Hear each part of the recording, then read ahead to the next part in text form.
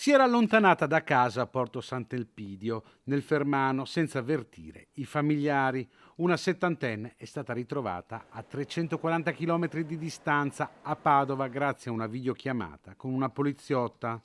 Tutto è partito dalla segnalazione del marito della donna che non riusciva a mettersi in contatto con la coniuge. Così, nell'appartamento della coppia, con un poliziotto della sala operativa in costante contatto telefonico con il marito, sono arrivati i vigili del fuoco e la polizia di Stato e proprio gli agenti si sono resi conto che nella casa mancavano le chiavi dell'automobile della settantenne.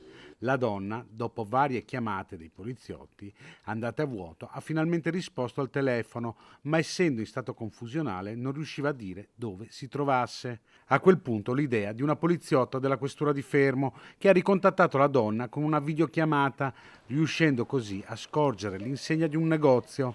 La poliziotta ha passato l'informazione alla sala operativa marchigiana che a sua volta ha aggiornato i colleghi padovani. Una pattuglia ha subito raggiunto la donna che è stata così portata al sicuro in attesa dell'arrivo dei familiari.